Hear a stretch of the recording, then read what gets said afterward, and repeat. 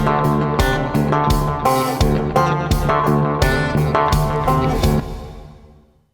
it's party time, Mom. Welcome to another episode of the Chad Prather Show. Tuesday night. Tuesday. All right. Hot News Natalie in the hot seat, hanging out here, Studio 22. Guess where I'm going to be the end of this month? Guess. The mansion? No. Oklahoma City, the 23rd through the 26th. Yes. 4 miraculous nights with 6 fantastic shows. Yeah. Chad Prather, the one-man phenomenon. Hey. Bricktown. One-man phenomenon. You will I'll not be on too. stage. Steve will be there, but you're not doing a show. I'll be doing my Party Fell Steve will be in the back selling merch, taking pictures right. with the fans, kissing babies. Yep. Bricktown Comedy Club. We're going to be there. 6 shows, 6 whoppers. We're coming back. I'm excited. Back. We're going to be there the 23rd through the 26th. So go to watchchad.com, get your tickets. 6 sold out, crazy wild shows in Oklahoma City. You know why? Because Oklahoma just don't care. They're like, you ain't shutting us down, Jack. Do they have to wear a mask? Nope. Good. Do you have to wear a mask? Nope. Full capacity, too. Good. So come on, let's risk our lives together. Ow. You know how Texas, man, they wussed right on up and took everything down to 0 to 50% capacity on their stuff. No, Oklahoma City's like, nah, we all want to die. We're Oklahomans, man. You can't kill us. So I'm looking forward to that. We're going to have fun. Going to be some unique stuff. We're coming back. Ready to get back on stage. So go get your tickets. Come hang out with us. They got some VIP meet and greet stuff. We'll socially interact. That's right. I don't believe in socialism distancing. Nope. Puppet Master Mark driving us into the nether regions here in the mothership Studio 22. I didn't ask you guys yesterday, Candice. You and Mark, you guys have a good 4th of July weekend? Everything good? It was really good. Yeah. Yeah. Did you do anything exciting? Or did you just chill? We just chilled. Yeah. I think. Candace is such a stickler for the details. Mark is too. And, I always call him the perfectionist. But Candace, I was stuck in South Dakota. I couldn't get out of there. Yeah, that was disappointing. Couldn't get out of South Dakota, so I had to nervous. fly in early Monday morning. I couldn't get home because, you get there an hour early, they wouldn't let my bags on. And so I had to jump on Twitter. Allison started calling American Airlines. I had to jump on Twitter.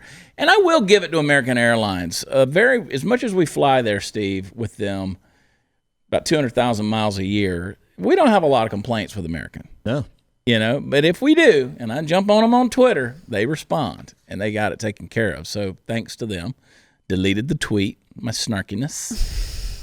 You deleted a tweet. I deleted the tweet, man. I didn't want them, they took care of it. They dealt with it. But I had to come in early in the morning, and Candace was texting me. She was like, because typically we'll come in here, 10:30 in the morning. We'll start a tape at 10:30 in the mornings. She's like, why don't we just do 11? Why don't we just do it when I show up from the airport? So I rolled in here. Anyway, I didn't say that back to her because she'd cut me. Mm-hmm. She'd cut me. Native Americans, man, they're on edge right now. Not getting all the attention. I don't know what you are. It's good to see Josh Jennings. Good to be back. Good to be here. I didn't even know he worked here anymore. I just want to soak him up, man. It's been so long since we've seen Jennings. And you moved. I did. I sure did. In fact, I moved into my new home here in Texas on the 4th of July. I am now a Texan. Look at you. So yeehaw and howdy y'all and whatever else I'm supposed to say. Moved on the 4th of July. That's right. I like it. The way less popular Springsteen song. Yeah, which is an anti-American song. I don't know if people realize that. It's not a pro-American song, Born on the 4th of July. Anyway, I'll let you guys mull that around. Hey, what's the number one sign of bad home security systems? A home security system that's so complicated, you never use it. I was sitting there the other day, recently with our deal, and I was like, this thing it's guarding the front door, not guarding the back door, because the thing messed up and the battery died. It got crazy, so we made our little switch over.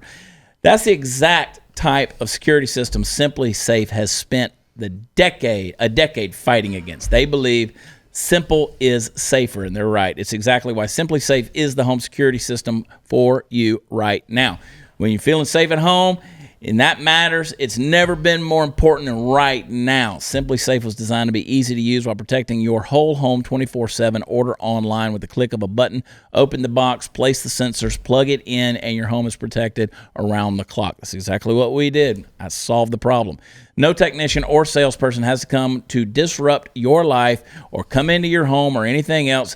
You don't need to pay any outrageous monthly fees or sign a 2-year contract. Simply Safe was named Best Overall Home Security of 2020 by U.S. News and World Report, and their 24/7 professional monitoring and emergency dispatch starts at 50 cents a day. That's great. So head to simplysafe.com. That's SIMPLI, safe, simplysafe.com/watchchad and get free shipping and a 60-day money-back guarantee. That's simplysafe.com/watchchad to make sure they know that this show sent you. Hang tight. We'll be right back.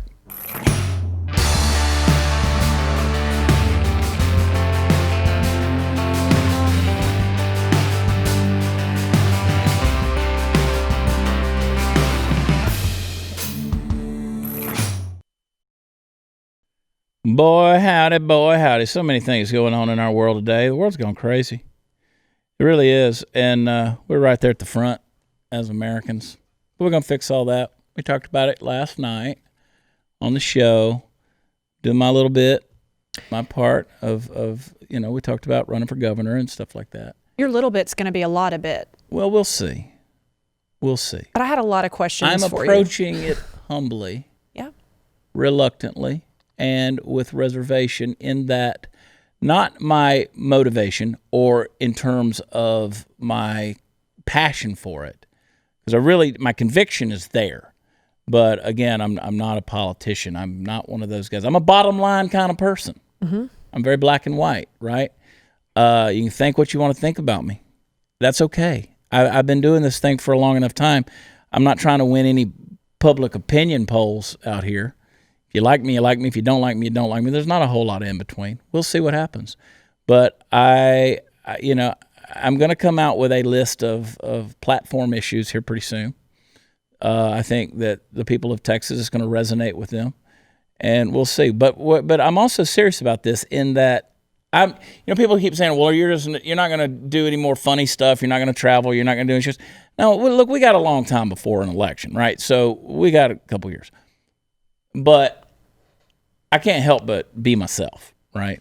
My own quirky ways of doing things. I will be a perpetual smartass forever. I can't stop doing that.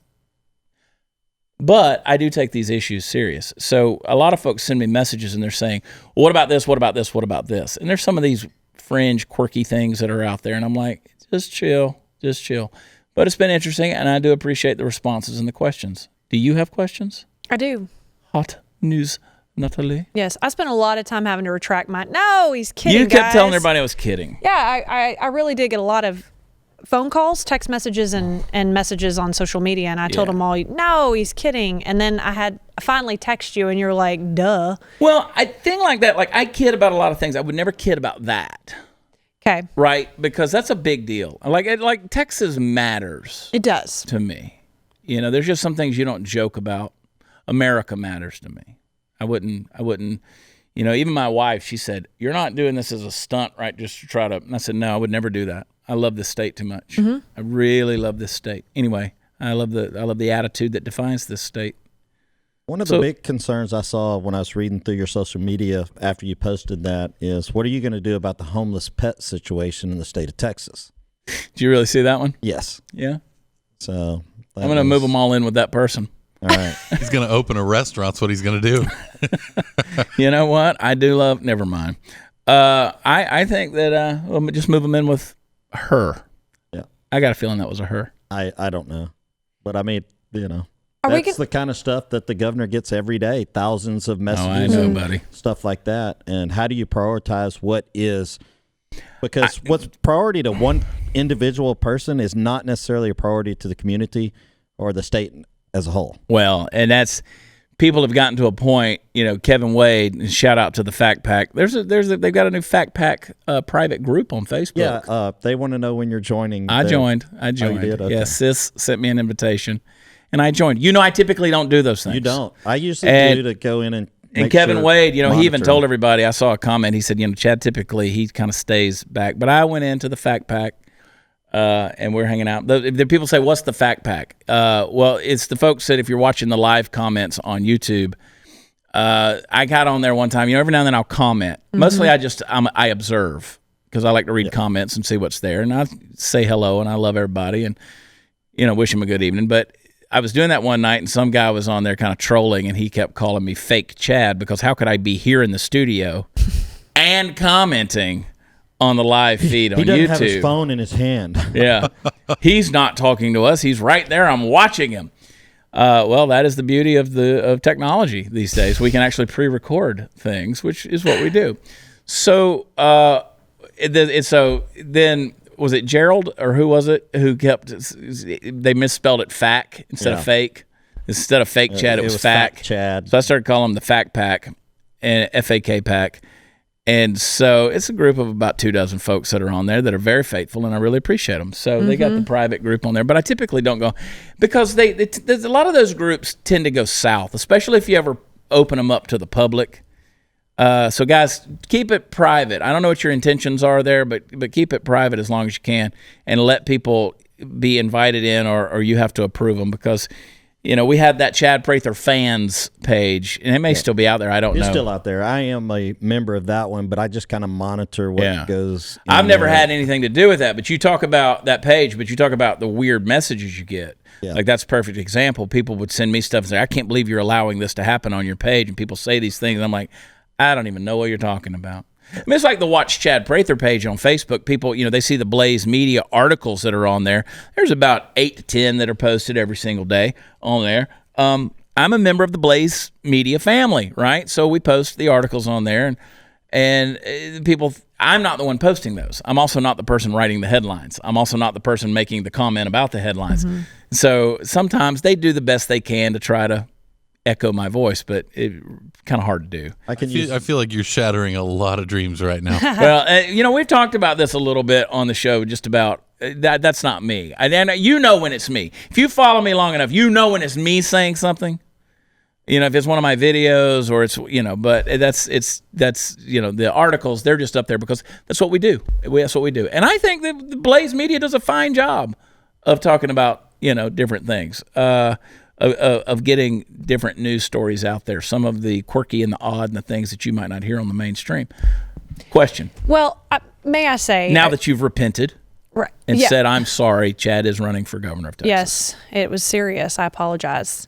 I was a former reporter in Austin, so I covered quite a few elections, legislative sessions. I know all this. I think the one thing that I pray and hope for is that you really don't change who you are, because that is the one thing that I've seen the most in all of this, is that once somebody says I'm running and it gets great, then it goes into some sort of secret meetings, and I feel like everybody changes. I really do. I've never seen one not change, and I hope that you will be. Like, I know there's going to be so much material from this show that people can grab and just say, look how racist he is because he took this one statement from how much fun and how awesome this show has been and misuse it. So you're saying that I can't just come out and say I can be bought for a price? I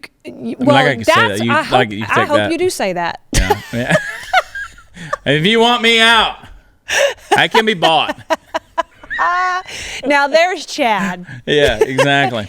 No, I just want you to be who you are. I'm 47 years old. I'll be 40. I'll be 50 years old when this thing goes down, right? Mm-hmm. Not a lot of change in me at this point. If you haven't, and remember this clip right here, because I'm going to go ahead and say it. If you don't realize that a lot of the stuff I say, the vast majority of it is tongue-in-cheek, and that I say it jokingly because I love everybody, you should know the things I take seriously, and the things that I joke about. Then you're not paying attention. You're just not paying attention, because I don't have any animosity in my heart towards anybody. Except these fools that want to destroy the country and destroy the state of Texas, and they're out there. They're out there. I mean, this is no longer what we're encountering these days, especially as we come to November of 2020 and this re-election deal. And I want to get into a couple of opinion pieces here that are interesting, and we'll get to that. But I'm gonna give you a chance to ask your questions. This is no longer about Republicans and Democrats, right and left. This is good versus evil at this point, because there are people who are fundamentally wanting to. Even Joe Biden came out on a tweet yesterday or the day before where he said, we're not only going to rebuild America, we're going to transform America. And that's a scary statement. That's a scary, scary statement on the part of Joe Biden, especially when you consider how he is bowing down and kowtowing to a lot of those voices that you're referring to that are out there. The powers that are out there are very, very interesting. Those people bug me. Now I'll still have those conversations with you, but come on, man. This is a country we love. Anyway, I'm not changing. I mean, what are we going to do? Can we still say, like, stay horned? Yes. Well, of course we're going to say stay horned. We've got hashtags that have taken out. The Prather 22, they've taken off. Mm-hmm. Prather for governor with the 4 in the middle. Abbott out. I put Abbott out the other day, and that thing blew up. Then we got had it with Abbott. Mm-hmm. There's a lot of stuff. And I like you, Greg. But, Greg, you've changed. You've changed, my Secret friend. meetings. Secret meetings. That's what I think is happening. Secret meetings. So, no. Why change? Why change? They all do, though. Well, they're under a lot of pressure, Natalie. Mm-hmm. They're under a lot of pressure. But I'm one of those guys that says, again, you either do the job or you don't do the job. The key to doing any of that, there's no one out there that can run a country, run a state by themselves. You're only as strong as the people that you can delegate to that are subject matter experts in those areas, right? Somebody asked me the other day, they said, so you're going to let Party Foul Steve do that? And I said, wait a minute now. We typically don't turn over public policy to anybody who's called Party Foul. Yeah, I ain't running for shit. Steve would just be like that guy that's hanging around, in the mansion, like, hey, who is that guy over there? Yeah. I already know my role. I'm excited. You're going to mow the grass. Yeah, I am the mow team. There is a video that would go so viral if it ever got released. None of us have seen it. We've seen it from a distance like this of Natalie mowing her grass, buck naked. Yep. On a riding lawnmower. I did it. I can't believe just the sweat didn't make you just slip right off the seat. I did. Well, I didn't mow the whole lawn, but I did a few strips. You just took a big old lap. I took a lap naked on the John Deere. And you want to mow the lawn. You said the Capitol, and I said, no, let's take it to the governor's mansion. Okay, that's fine. Was this for charity or? No, it's for her husband. My husband. It was for my husband. And it's still out there. You realize, you could put that out there, and you could even blur out the naughty bits. Yeah. People would love that. If I was him at Texas Gun Experience, I'd have it on the big screen. It would just be on loop. Just mow on, 18-wheeler. Mow on. It's interesting, though, how many people have sent me messages going, hey, I want this job, or I wanted this part. I'm like, wait a minute now. What makes you think you could be Secretary of State? What makes you think you could be? It's kind of funny. You have to surround yourself with the right people. You do. I mean, you do, and that's. I don't in any way intend to ever try to come across like I'm some kind of expert on policy and all these things that are out there. But I know when I don't know something, and I know how to go research things. I'm smart enough to know that I'm not that guy. Chad, in your administration, I just want to be your fall guy. I'll be the guy that ends up going to jail for you. Yeah. Aww, you will be my Roger Stone. That's right. You'll be my Roger Stone. I noticed appreciate you kind of growing that. your beard very similar to Chad's. You could be his body double. Yeah. Oh, yeah. Yeah. Mm-hmm. I think I'm double his body is what you meant to say. That's what I meant. Body double. Yeah, so I got to get in TV shape, folks. Got to lose the COVID-19. Maybe put some socks on. Yeah. I haven't worn socks in 3 months. Candace would like that. Yeah, well, these shoes are falling apart, my hey dudes. Look at them. Don't even put them on anymore. That's how I've taken lazy to a whole new level. That's what I love about coming into Studio 22. It's like family here. Yep. It's like family. So good. I got some stuff here that I want to get into a little bit in the next segment. There's some stuff that bothers me. Just people that are really they're hurting as Americans. Mm-hmm. They're lashing out in a way that I don't think is healthy. And I want to get everybody's opinion on this thing. So we'll get into that. But before we do, have Have you noticed that your hair isn't looking as full as it used to?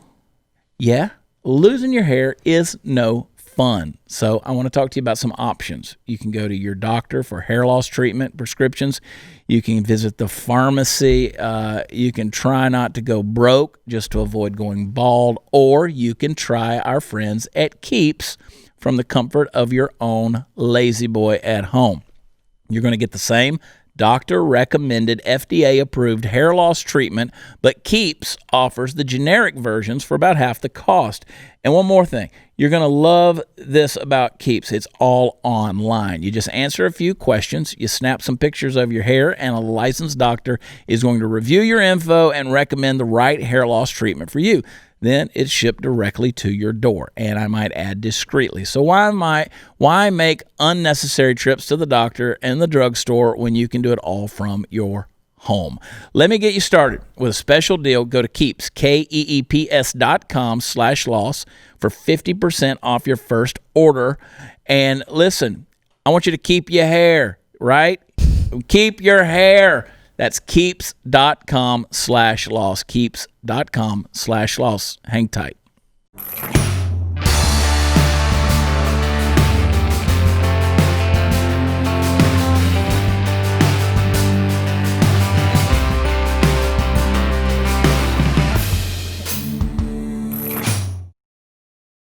So let me get back to that story. Let me see if I can find it here real quick. Oh, my goodness. So, sad deal. You know, first of all, we talked about the young lady who got killed on the I-5 in Seattle when the Jaguar plowed into her. Well, the Jaguar didn't. That's like saying the gun killed somebody, right? The guy driving hit him, and the girl lost her life. And you don't wear black and do the Cupid shuffle in the middle of the I-5 in Seattle in the middle of the night. Horrific video, though, of course. Anytime you see something like that, it's a horrible deal. But you shouldn't be in the street. And they should sue the hell out of Seattle for shutting down the interstate for them to, quote unquote, shutting down the interstate for them to be out there protesting. My thing is, when you're out there doing that, you're not protesting anymore. You're something else. You're obstructing. Right. That's an obstruction. What if, Jade and I had this conversation. She's like, well, I said, what if you had to get to the hospital, right? Well, I wouldn't kill somebody over it, but you don't know. If you can't see them, and they're out there on the road, and this guy's swerving around. But then you had the other thing that was going on, and I lost the story here. It was on Blaze Media. But it was about this, the 8-year-old girl. Here it is. So the Atlanta mayor, this is not Blaze. This is on my website. This is politicalcowboy.com. Those of you who don't know that I have that blog site, go to politicalcowboy.com. Shuts down the BLM occupied zone after 8-year-old was killed.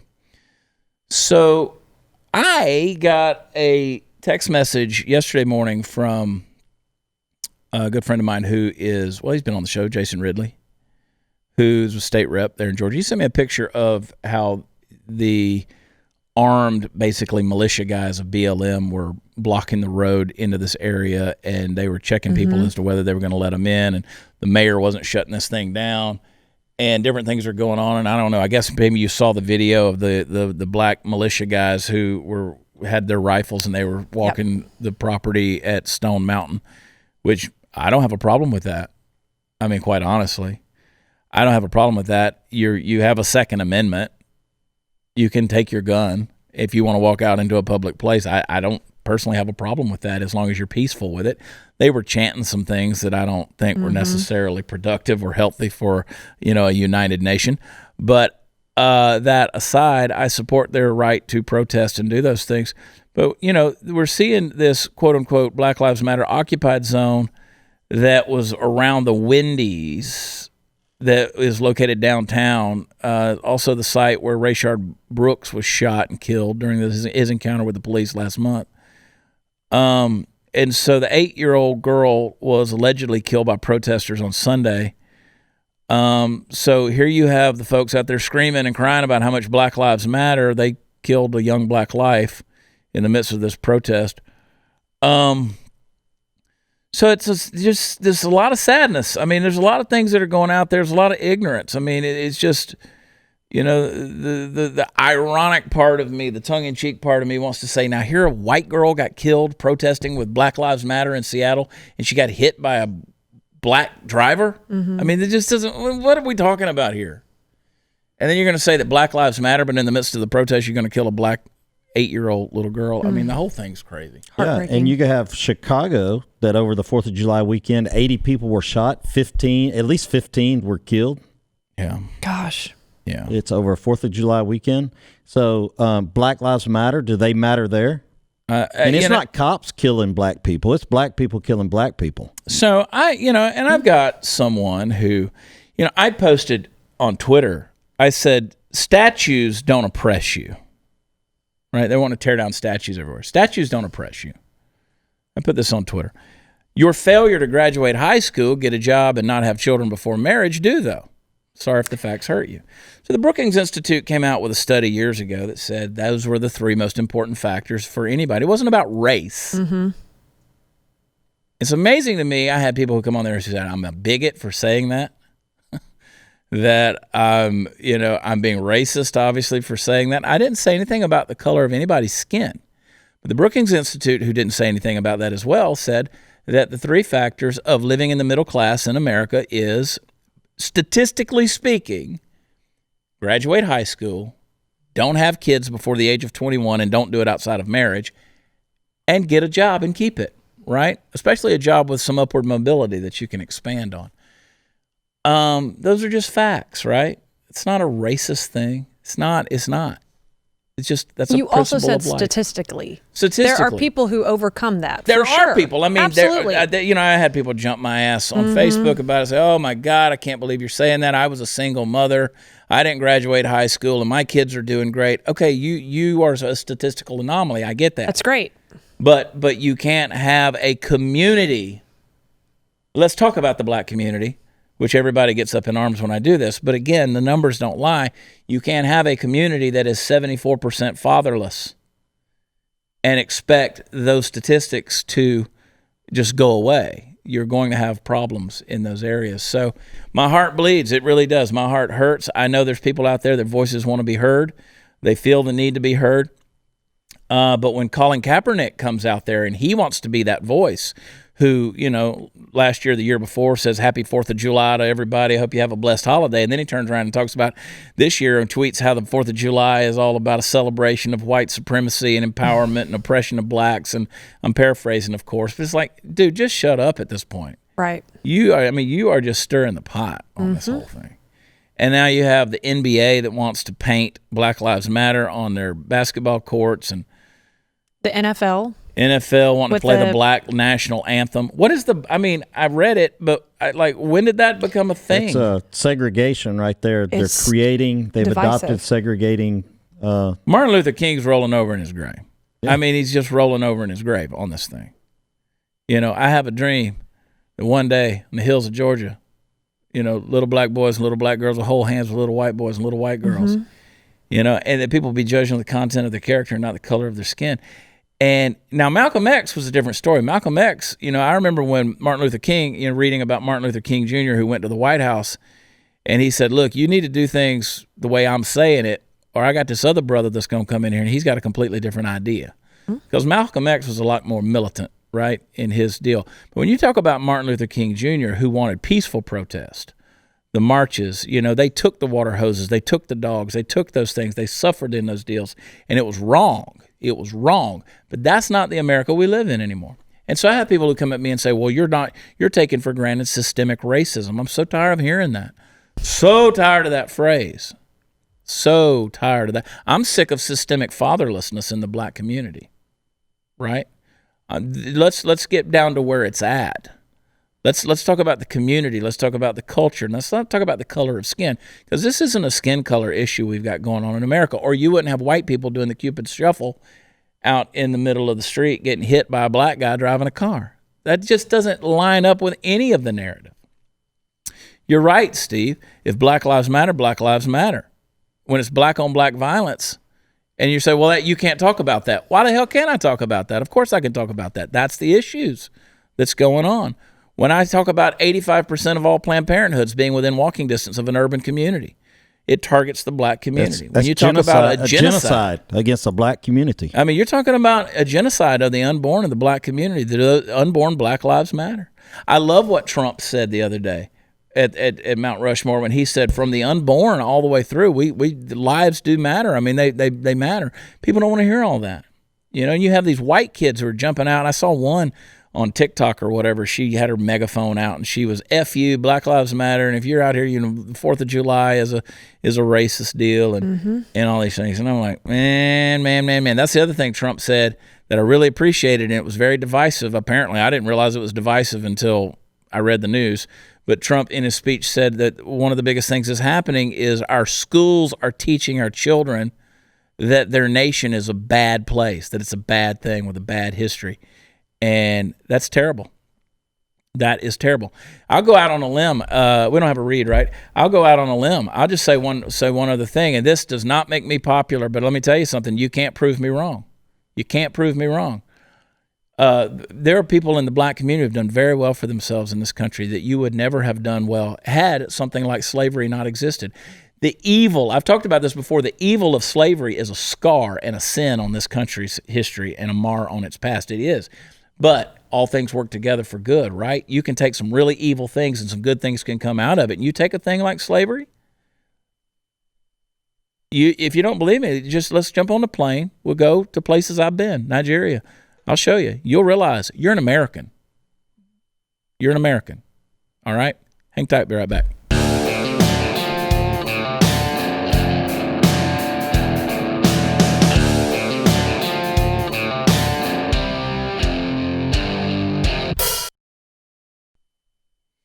Well, wait a minute. Here's a little deal. Lady from, I won't say her name. She's from Fort Worth, Texas, though. She wrote a letter to the editor, New York Times. And it says, ashamed of the 4th of July. Published on July 3rd. She said, this is my first time in 77 years that I won't be celebrating the 4th of July. I won't be wearing my stars and stripes shirt, playing patriotic songs, attending a parade, or displaying an American flag. Because in good conscience, I can no longer celebrate a country that stands by silently and allows this lying, narcissistic president to dismantle our environmental protections, bribe a foreign power, urge reduced COVID-19 testing during a pandemic, denounce the free press, encourage voter suppression, applaud racism, protect Confederate statues, and ignore reports of Russian bounties to kill American soldiers.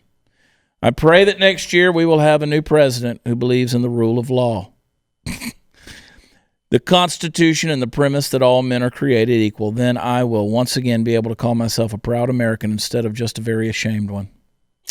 Signed her name, and from Fort Worth. Well...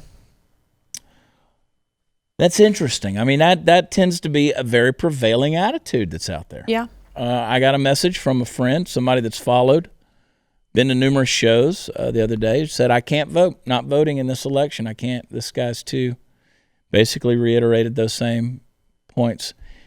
You think that's, I mean, I see it from a perspective, but obviously I'm a blowhard, right? So what I want to know is... So I've heard.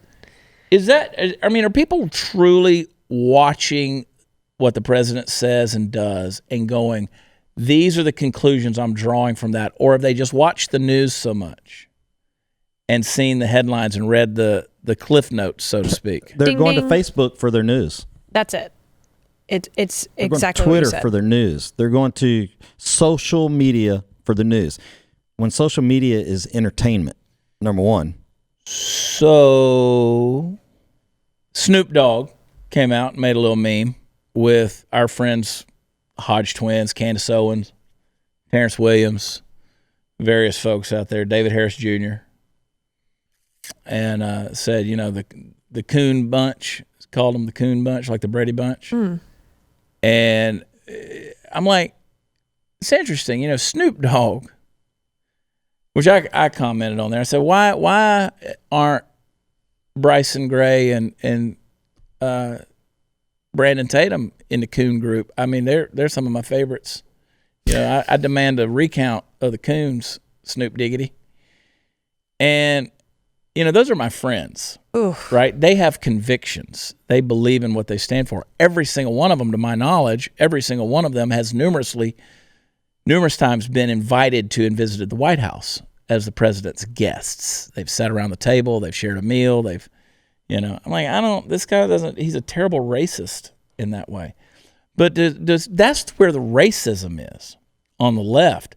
To sit there and call these men and women who have black skin color but are conservatives coons, and to call them sellouts and Uncle Toms and all of these things because they choose to stand by their convictions that happen to be conservative in nature, that's racism. That is the racism. That is the hate. I've got more respect for those black conservatives than I do anybody else because they are standing up against their own people. That's a fight. And our friend Donnie the Don on Twitter at Donnie the Don, she shared the little clip that Candace put up of our buddy Huey Ton, who was in here saying it's going to take black conservatives to speak up, black conservative men specifically to speak up. But he ain't wrong in that regard, because that right there, that's the folks who have been, they've seen the light, so to speak. And they realize what is keeping their community down, and they see what can help pull their community out. And I'm like everybody else, I think, in that everybody's tired of discussing skin color because this isn't a skin color issue. The issue is never the issue, folks. You've heard me say it over and over again. When you keep talking about the skin color, it ain't about the skin color. It's about the narrative. It's about the community. It is about the activism. It is about the money that's made from the activism. It is about the indoctrination. It is about the dogma. All of these things, you can't cross the line of the community at large without being persecuted by people who are your own race. It's insane. I was with, where were we? I was with some of these folks here recently, these black conservatives, their voices, Tulsa. They're such smart, intelligent people. As Joe Biden said, they're just as smart as white kids. And I'm sitting there watching, and I'm watching the crap they catch. Yep. And I'm like, this is ridiculous, man. I see where the hate is. Because I read the messages. I see the messages that I get. And I've never gone on somebody's page with a whole bunch of up yours, kiss my's, go to hells, and FUs. I've never done that, calling people names and things, but I get it every day.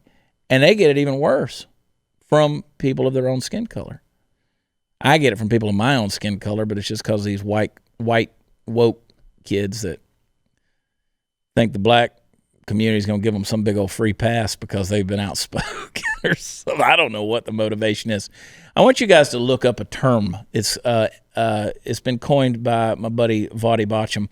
Vadi Bacham has like 9 kids. I mean, he's not only profound, he's prolific. You know what I'm saying? Mm-hmm. And Vadi's a minister. He's in Zambia. He's got a school over there, but he's an American preacher, teacher. But he coined a term called ethnic Gnosticism. Now, Gnosticism comes from the Greek word gnosis, which is the Greek for knowledge, Gnosis, Gamma Nu Omicron Sigma. Okay. Iota Sigma. Anyway, but it means to have a secret knowledge. It means to have an insight, like there's a light that you have that others can't see. So it's that inner mystical knowledge, intimate knowledge, Gnosticism. So he says ethnic Gnosticism is basically you just know something about somebody. Like I don't know you, but you're racist. I don't know anything about you, but I just know. I have that knowledge. No reason for me to have that knowledge. I just know because you're a white woman that lives in the Slake. You've got to be racist. And so what has happened is this whole bunch of internet trolls out there have embraced this idea of ethnic Gnosticism. They don't have to be able to prove their knowledge. They just have that mystical insight. And so that's why I say you have these white folks out here who have kind of embraced that, and they're scared to death. Like the worst thing you can be called is a racist, unless you're a Nazi, and then you're really bad. No coming back from that. So this whole ethnic accusation this inner knowledge, the people that they have, is a horrible, horrible thing. Black Lives Matter is a Marxist movement. It's a terrorist organization in terms of its political stances. It's a Marxist, humanist, atheistic viewpoint of the world. Philosophically, if you buy into that and its founders and their philosophies, no lives matter. No lives matter in a humanistic worldview. In a place where life has no meaning because of atheism, life doesn't matter. And I know people are going to come back at me and say, well, I don't believe in God, but I think life matters. That's great, but philosophically, you can't back that up because I'm just a protoplasmic blob that was created by time and slime combined together. That I became a human being. There's no moral merit to my existence without an eternal being who created me in his image and gave me dignity by breathing life into my body, soul, and spirit. If I'm an atheist, I can't claim that. I'm just a product of evolutionary process, Natalie. So you don't matter. I wouldn't matter. So no lives matter. So the founders of Black Lives Matter, that's their philosophy. It's common knowledge. All you got to do is look it up. Look up the three founders of Black Lives Matter as a movement, and then just go on their statement. You'll see who they support. You'll see why they exist. It's a cash cow, man. Do Black Lives Matter? Yes, they do. But Black Lives Matter as a movement and as an ism, it's a horrible, horrible thing. Hey, we're going to take a quick break. We're going to come back. Nobody move.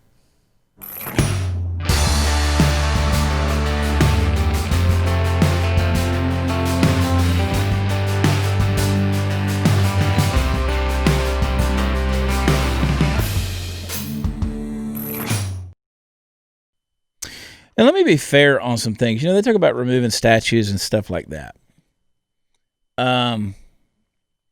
Based on who that statue represents or whatever. But if you look at, say, what's his name? Borglum, that carved Mount Rushmore. He actually started carving Stone Mountain. Stone Mountain, of course, is the largest piece of exposed granite in the world.